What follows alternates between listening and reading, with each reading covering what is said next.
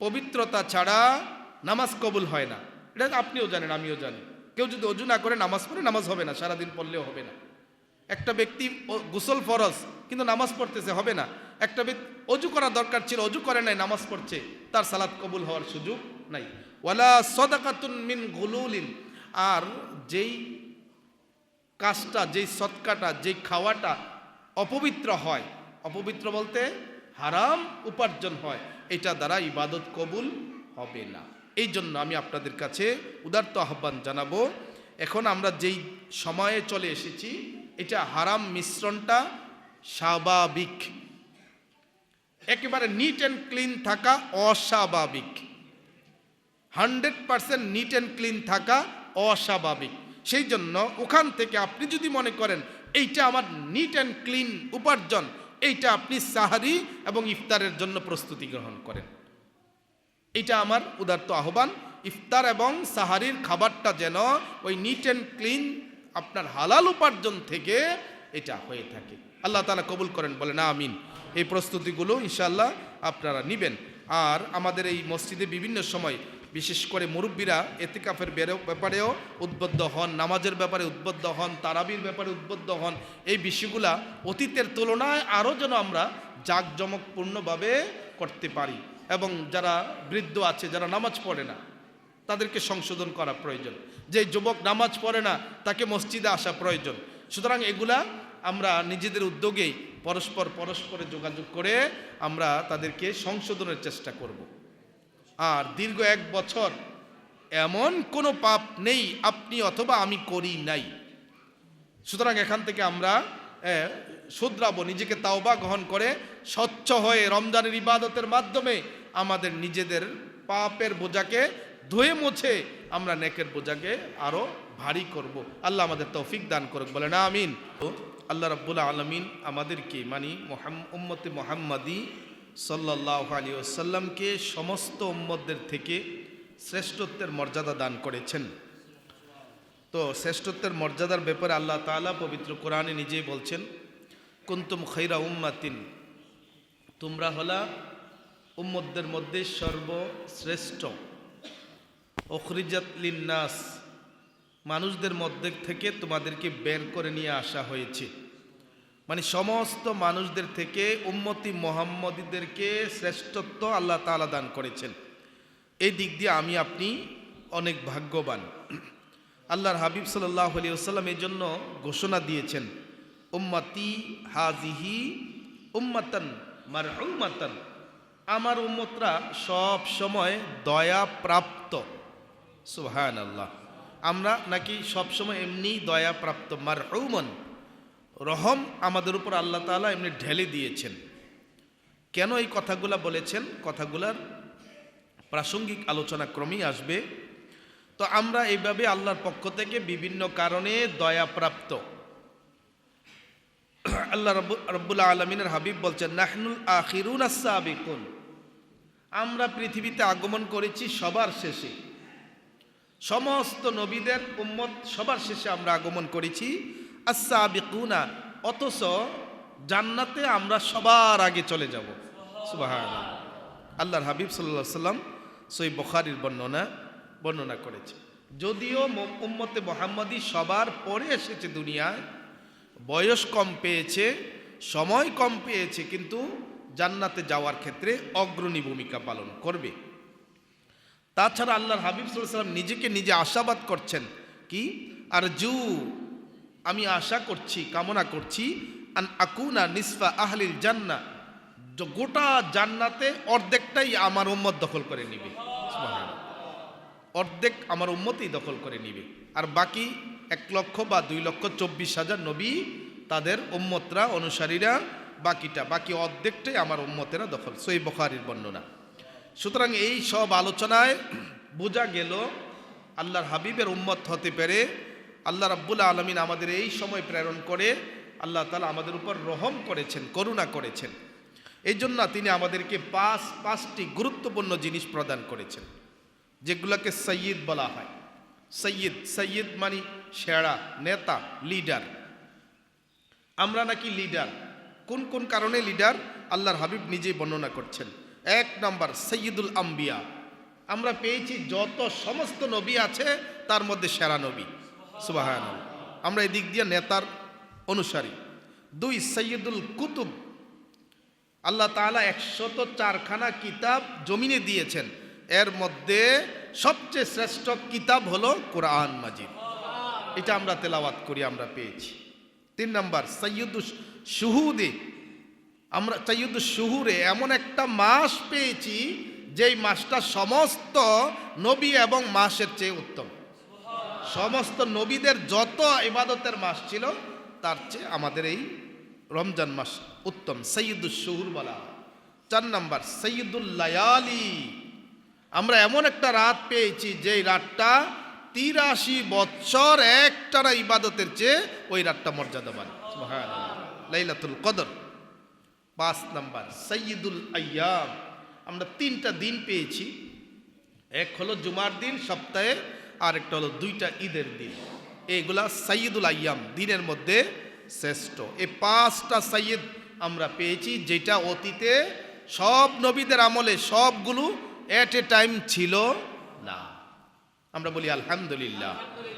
সেই মাসটাকে লক্ষ্য করেই আমরা আমাদের আজকের আলোচনা এবং আমাদের প্রস্তুতি, আমরা যাই করেছি পুরো বছর আমরা চেষ্টা করি নিজেকে সংশোধন করার এবং নিজেকে একটু আমল বৃদ্ধি করার, আমরা চেষ্টা করে থাকি। ওই আগিকে আমাদের আজকের এই বক্তব্য। তাহলে রমজান সামনে আসছে, তার মানে হলো আপনি আপনার ছেলেকে বিবাহ করাবেন, আপনার মেয়েকে বিবাহ দিবেন, অথবা আপনি বিবাহ করবেন।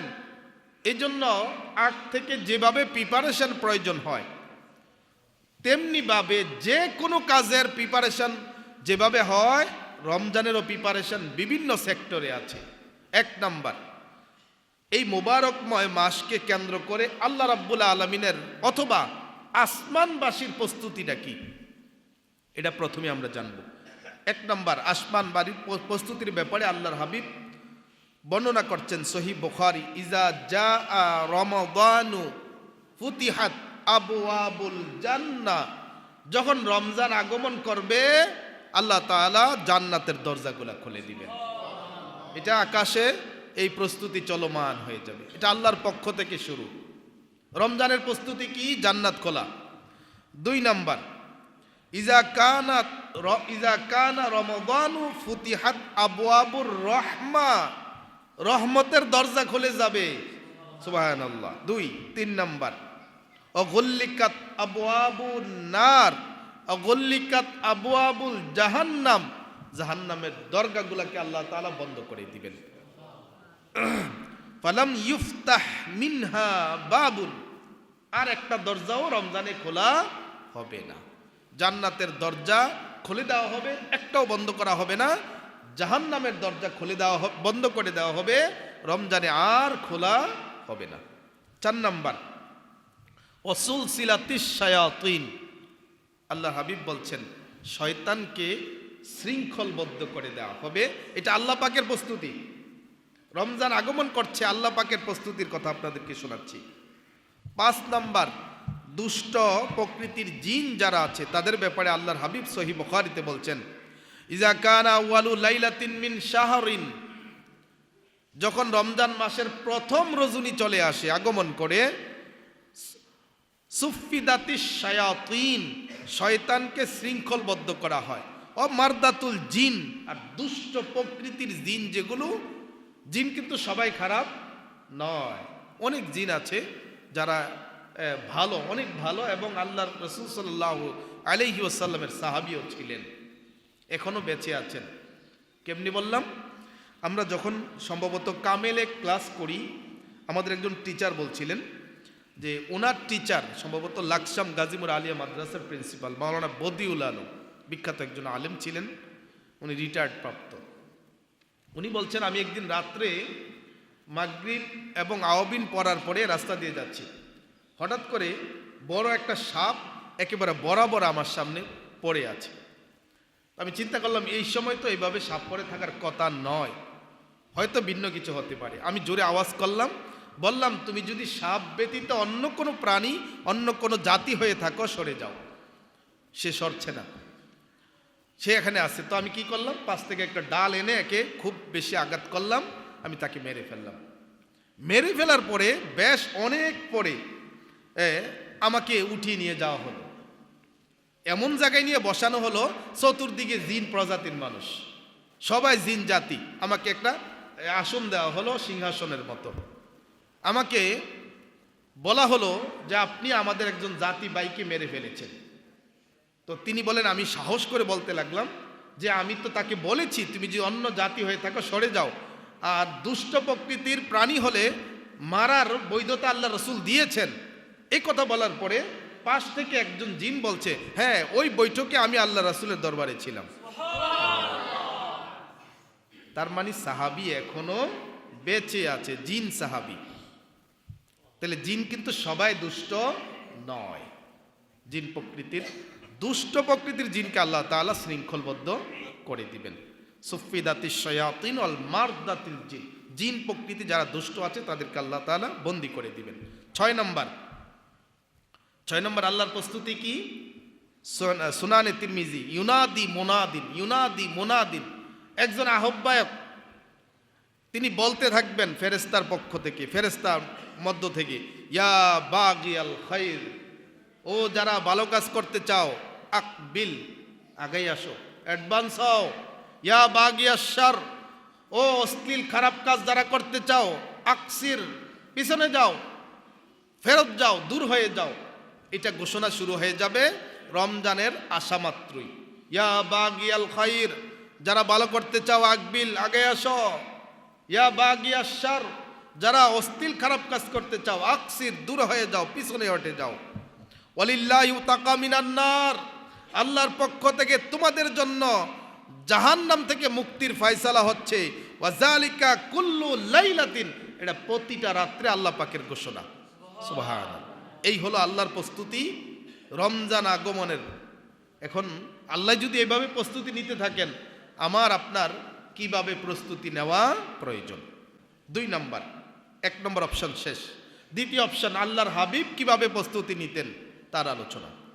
1 নম্বর, প্রস্তুতি বার্তা আল্লাহ রসুল ছড়াই দিতেন উম্মতদের মধ্যে। কি বলতেন?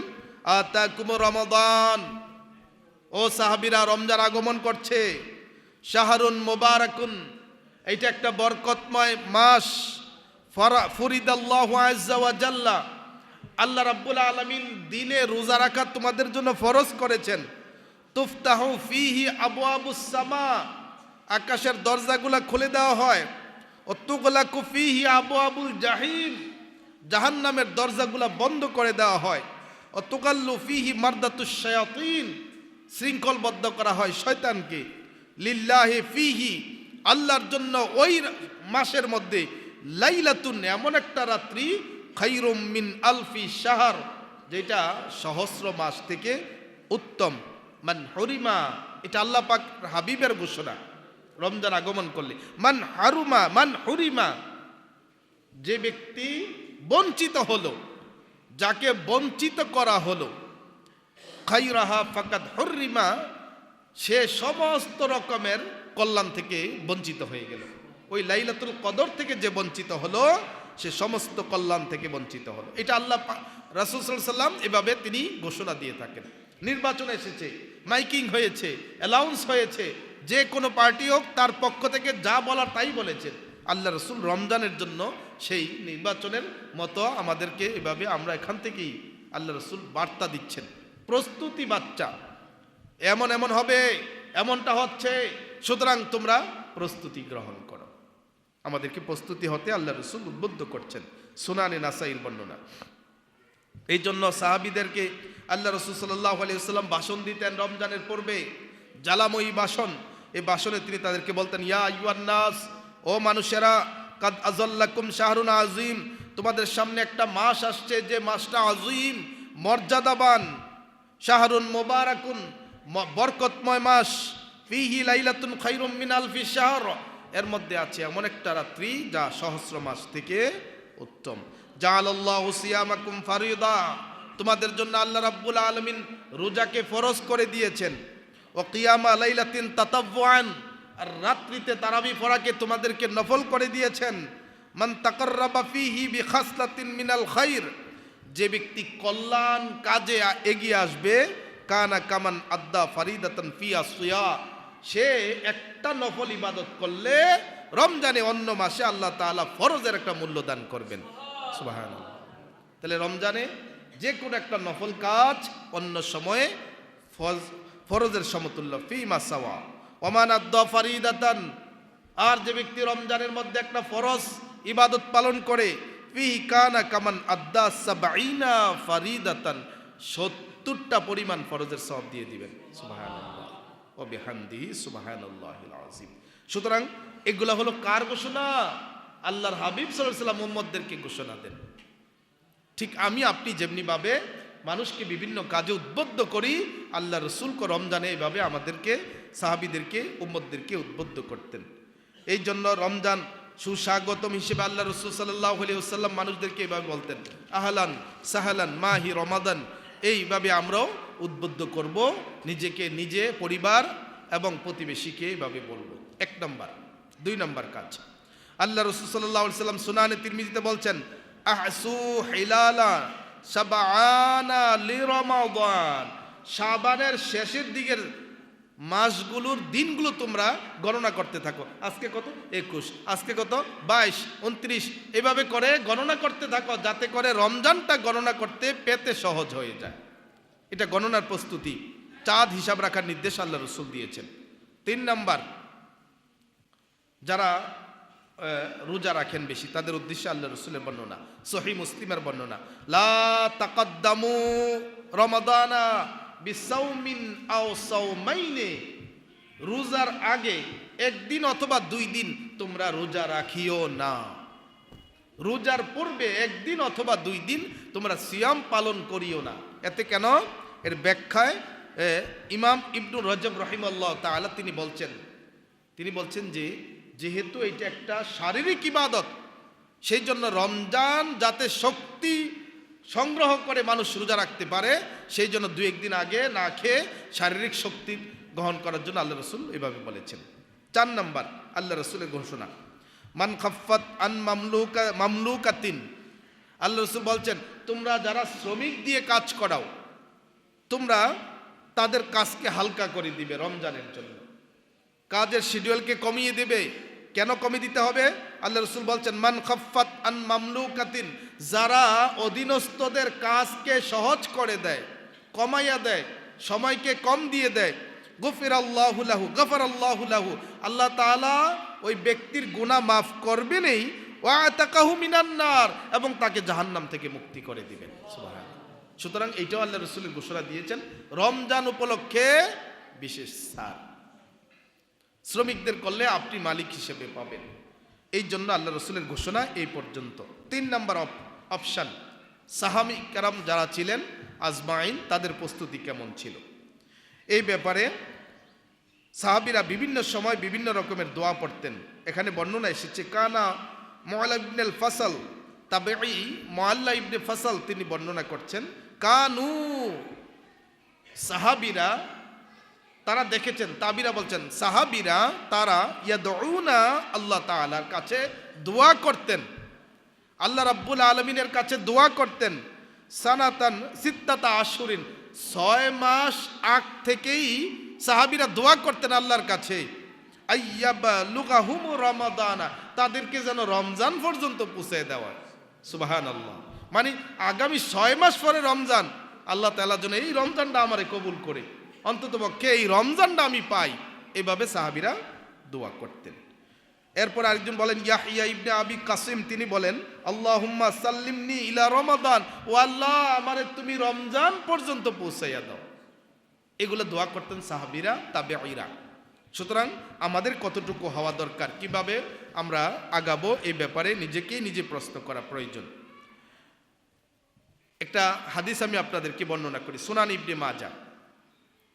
একজন লোক আল্লাহর রাস্তায়, একজন সাহাবী আল্লাহর রাস্তায় শহীদ হয়েছে। আপনি জানেন শহীদের মর্যাদা অনেক বড়, আল্লাহ তাআলা তাকে জান্নাত দান করেন, শহীদের মর্যাদা।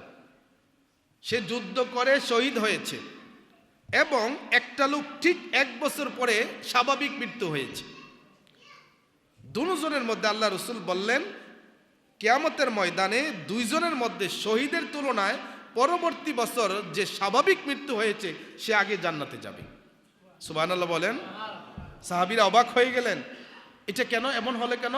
তখন আল্লাহ রসুল জবাব দিচ্ছেন, আলাইসা কাদ মাকাসা হাযা বা'দা সানা। ও সাহাবীরা, তোমরা আশ্চর্য হলা, তোমরা কি জানো না সে 1 বছর বেশি হায়াত পেয়েছে? আল্লাহ রসুল প্রশ্ন করলেন। ক্বালু বাহা, সাহাবীরা বলতে লাগলো, বালা, হ্যাঁ ইয়া রাসূলুল্লাহ, সে তো 1 বছর অতিরিক্ত কি পেয়েছে, হায়াত পেয়েছে। আদ্রাকা রমাদানা, সে কি রমজান পাইছিল? ফাসামা, রোজা রাখছিল। ওয়াসাল্লা কাজা কাজা, এমন এমন নামাজ পড়ছিল, মানে বিভিন্ন রকমের নামাজ ইত্যাদি ইত্যাদি পড়ছিল। মিন সাজদাতিন ফিসানা, একটা লম্বা বছর সে নামাজ পড়েছে, সিজদা দিয়েছে, রোজা পেয়েছে, রোজা রেখেছে।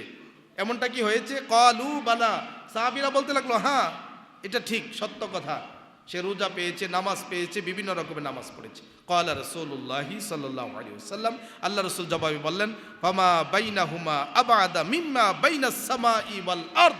ওই 1 বছর স্বাভাবিক পরে মৃত্যুর যে ব্যক্তি 1 বছর আগে শহীদ হয়েছে, তার এবং তার মধ্যে আমলের পার্থক্য হলো জমিন থেকে আকাশ পর্যন্ত যত পার্থক্য, ওই ব্যক্তির মধ্যে তত পার্থক্য।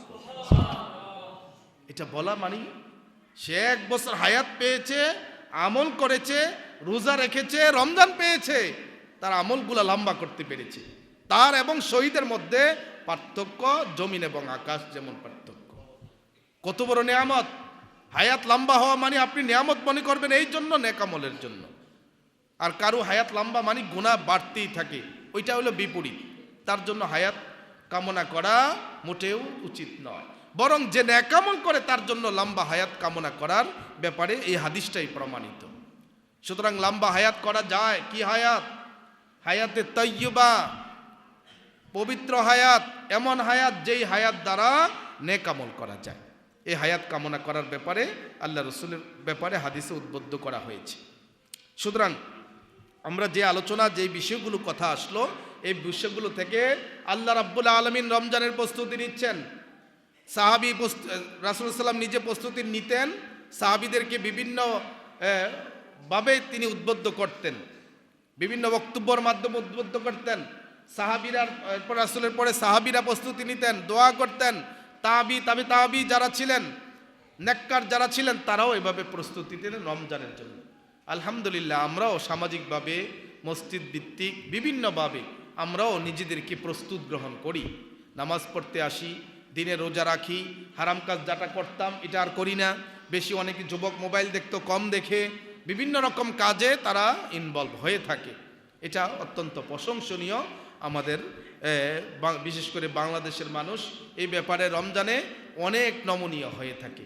এই জন্য আগাম প্রস্তুতি হিসেবে, যেহেতু রমজানের পূর্বে এইটাই লাস্ট জুমা, সেই জন্য আপনাদেরকে প্রস্তুতি গ্রহণের জন্য উদারত আহ্বান জানাচ্ছি।